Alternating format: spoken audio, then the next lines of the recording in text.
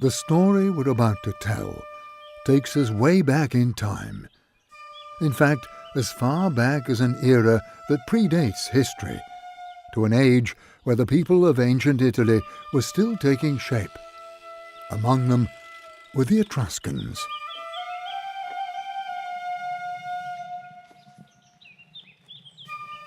In the 8th century before Christ, an Etruscan aristocrat was part of the ruling elite of his time.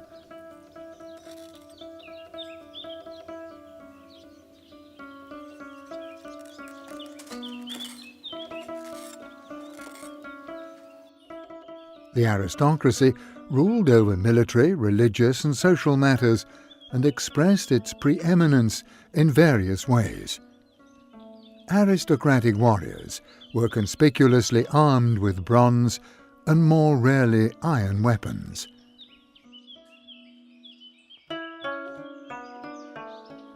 The crested helmet gave warriors a solemn, menacing countenance.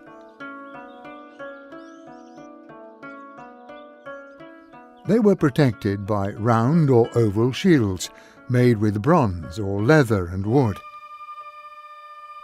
The metal shields, whose use may have been more ritual than practical, were elaborately decorated. Some warriors completed their body armour with a bronze cuirass. They fought first and foremost with their spears, which featured a heavy bronze or iron tip and a butt spike at the opposite end. But the most exclusive aristocratic weapon of all was the sword, which was reserved to a few high-ranking warriors. They could be made out of bronze. As for the so-called antenna swords with their characteristic handle, or out of iron, as shorter swords often were. In order to have more freedom of movement, or perhaps to show off their physical prowess, warriors may have fought nearly naked, as suggested by some depictions, such as this bronze statuette found near Reggio Emilia. Indeed, the type of weaponry we saw is suitable for agile, dynamic warriors engaged in heroic duels, such as those described by Homer. At the beginning of our story, about a century earlier, the original Etruscan society was still simple and rather egalitarian, nearly undifferentiated. At that time, villages comprised groups of irregularly distributed huts with extensive shared spaces dedicated to productive social and ritual activities. Villages were generally strategically located to exploit natural resources or to control transport routes. In a society that still lacked strong centers of power, conflict was probably endemic and permanent.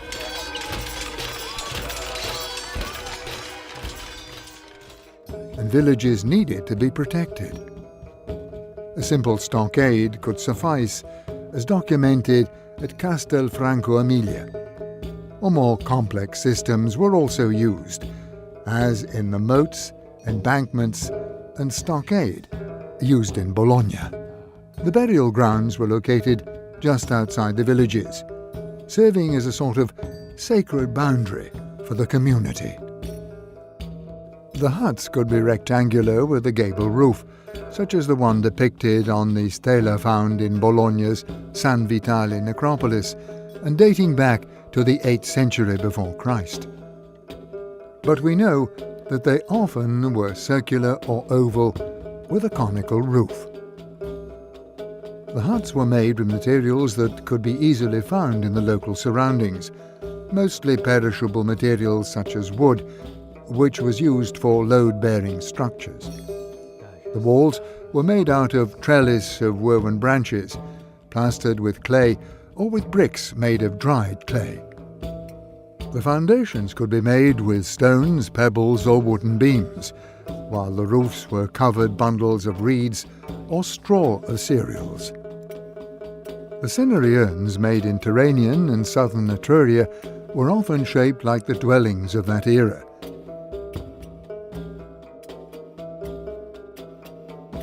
We can thus imagine that the walls of Etruscan homes were decorated with the same motifs. Roofs could be decorated as well, with the ends of the roof poles shaped to look like waterfowls.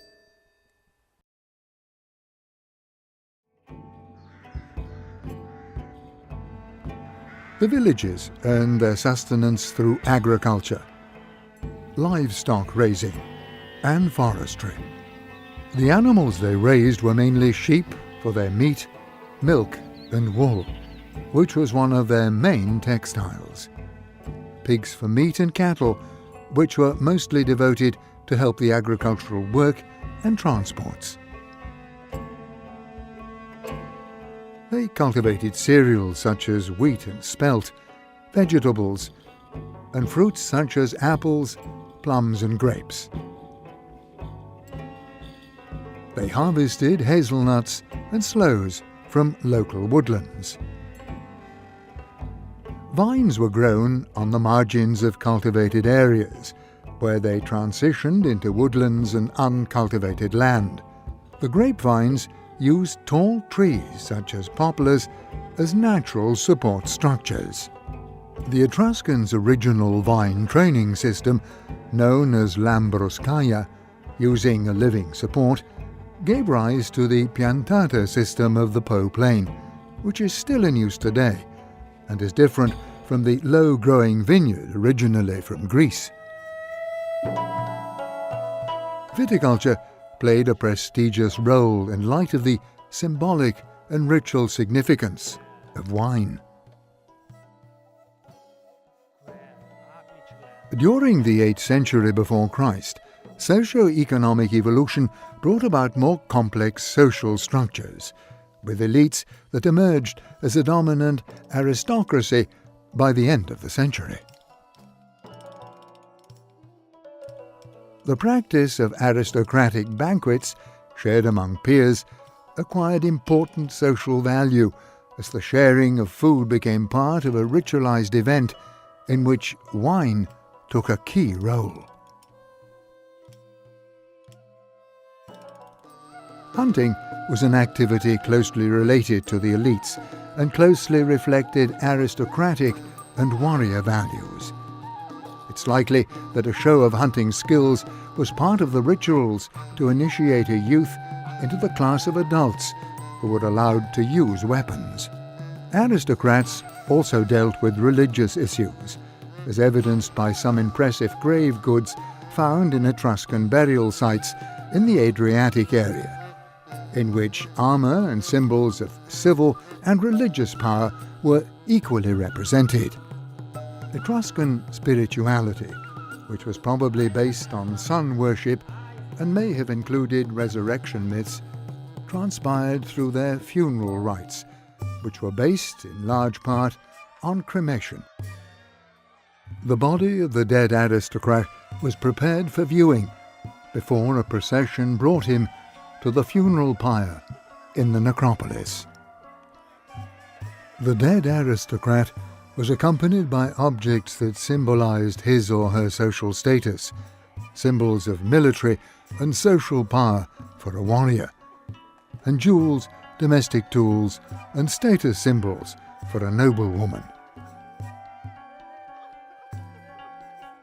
The highest-ranking individuals were cremated with a wealth of grave goods: arms, dismantled chariots, horse trappings, bronze vessels, pottery, offerings of food, personal ornaments, instruments, and other valuable objects. For the most illustrious among them, funeral feasts revolved around ceremonies that were very similar to those of the ancient Greeks, as in Homer's description of the funeral of Patroclus in the Iliad.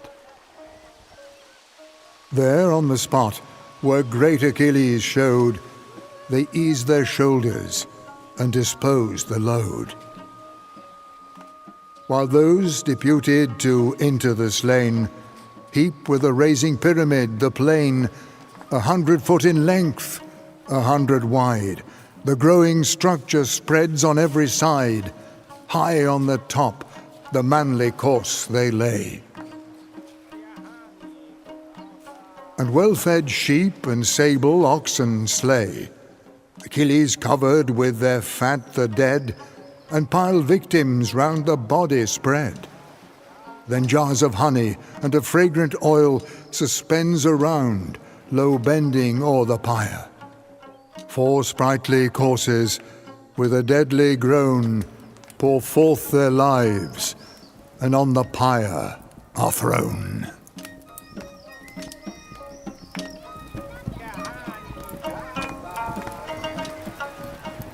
The pyre would burn for several hours, until the body had fully combusted and the corpse was purified. The cremation ceremony included feasts and banquets, animal sacrifices, singing and dancing, funeral games, and ritual performances related to rites of passage, such as armed dances or duels between warriors. One such rite seems to be depicted on a funerary stele found a few years ago near Merano di Castenaso, Bologna province, in a necropolis dating back to the early 7th century before Christ. It shows 2 dueling warriors, their swords held high, tacking a nimble leap or a dance step. And next to them are depicted solar and animal symbols of religious significance. The funeral rites moved to the area of the necropolis reserved for the dead person's family or clan. Once the funeral pyre had cooled down, the remains of the dead were collected together with the other ashes. The bones were washed, then wrapped in cloth and placed in the cinerary urn.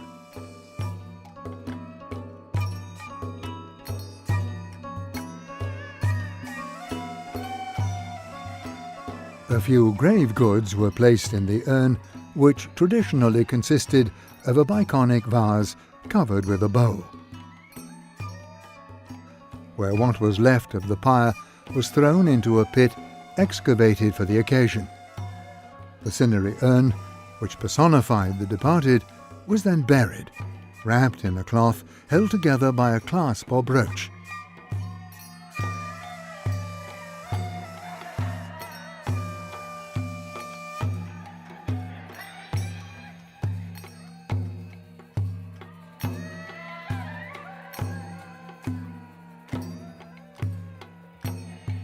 Finally, the grave goods were added. Some came from the pyre itself, while others were prepared beforehand. The grave was closed with wooden boards or stone slabs, with a small mound of earth on top.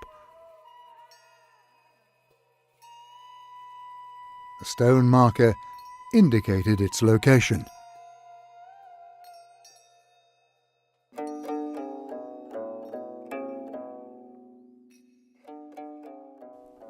Numerous burials from an original and at the time unidentified culture were discovered near Bologna in the mid-19th century by Count Giovanni Gozzadini, an aristocrat who championed local culture archaeology, a still young discipline at the time.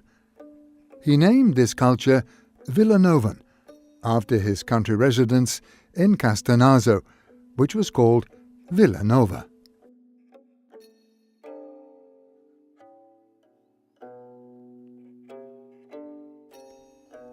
The Villanovan culture, which flourished between the 7th and 9th centuries before Christ, is now deemed by most scholars to be the earliest expression of the Etruscan civilization. Indeed, it is present in all areas where Etruscan culture subsequently emerged. It was a key experience in defining an Italian cultural identity.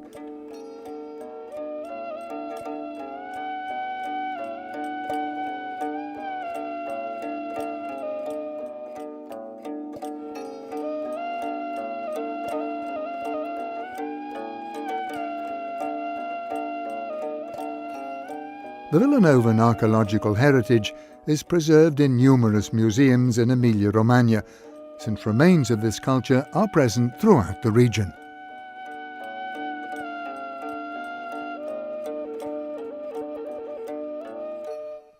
In the Po plain, the most important settlements were near Bologna and on the Adriatic coast at Verrucchio. The Etruscan landed gentry, who were also warriors, controlled the territory and its resources. The ability to move rapidly over medium and long distances was essential in territorial control. Horse ownership thus became a source of power, and the difficult and expensive task of raising horses was reserved for military and ceremonial purposes. Horses were used to draw carts, carriages, and for war chariots, or as mounts.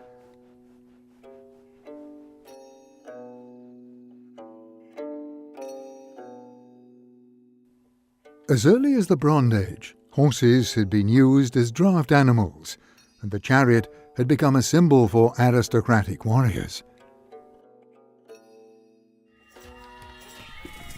Starting in the 8th century before Christ, warriors began to move on horseback, thus acquiring unprecedented mobility and the possibility of controlling far larger territories than previously imaginable.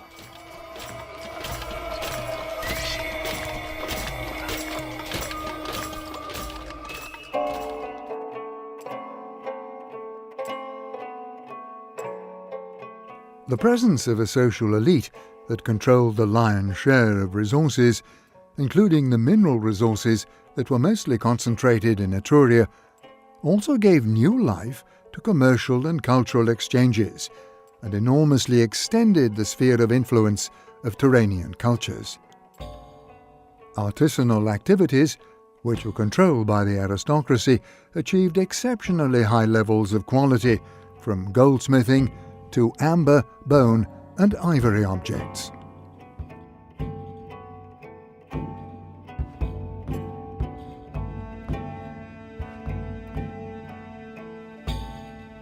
A particularly characteristic, elegant, and prized material was a type of black, glossy ceramic, which was made carefully, controlling the quantity of oxygen available during the firing of clay.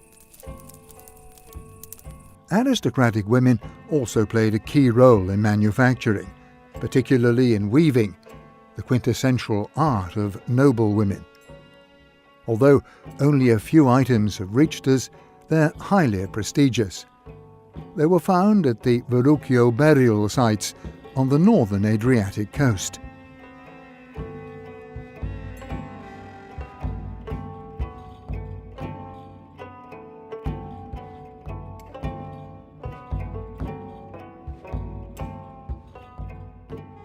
Aristocratic women were checked out as sumptuously as their male counterparts. Noble women wore their hair in 1 or 2 long braids, sometimes adorned with spirals made of gold or bronze wire. They sometimes covered their heads with a round mantle that framed their faces and was held in place by fine brooches. Long tunics made with coloured woven cloth with embroidered borders and metal decorations. Around their waists they wore elegant belts with lozenge-shaped embossed bronze clasps. Ornaments and jewels, such as brooches, were mostly made of bronze, or more rarely gold and silver, and were decorated with items made of bone, Baltic amber, ivory, and coloured glass beads. Earrings, necklaces, and thin bracelets made of bronze or gold were equally exquisite. Footwear was often soft boots, snugly fitting.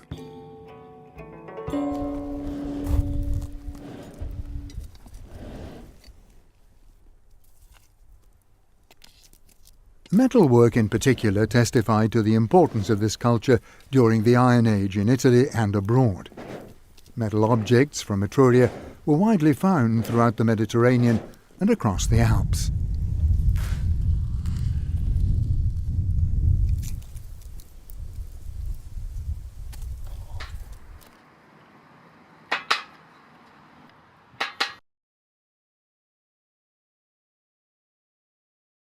Towards the end of the 8th century before Christ, and during the following century, a phenomenon that was impacting the entire Mediterranean had a huge influence on an Etruscan world that was still taking shape. Products, decorative motifs, ideologies and myths from the Near East began to spread in the area, brought by aggressive Phoenician trading and changed cultural and social mores. They emphasized the social role of the ruling aristocracy, which drove societal evolution through its control of trade and luxury goods.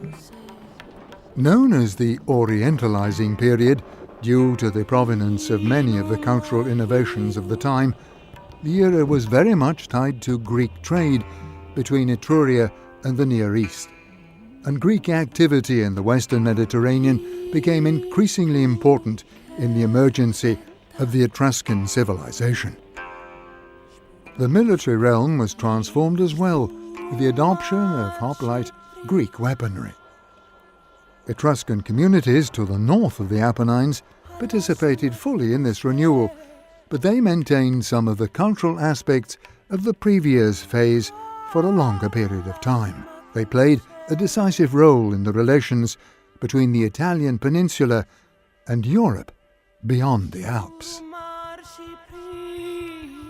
One of the most important innovations was the adoption of writing, in which we have an interesting example in the inscription on this little vase from the Archaeological Museum in Bologna. I am the small jar of Venu and Ukiutami. I was made by Anna Remiro. The establishment of the first Etruscan cities also dates back to this period. They include Velsna, Felsina for the ancient Romans, the current city of Bologna. The Etruscan civilization, by now fully mature, quickly spread to the Po Plain. A league of 12 cities was formed in the Po Plain with Velsna as its de facto capital. It became as important to the similar confederation existing in the proper Etruria, located between the Arno and the Tiber rivers.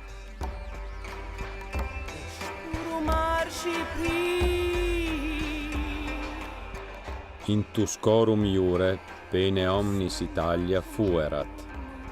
Italy was almost entirely under Etruscan domination, wrote Cato.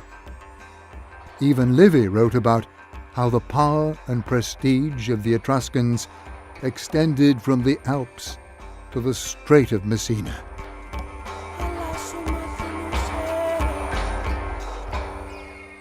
Indeed, the Etruscans were the first civilization to exert their influence over nearly the entire Italian peninsula.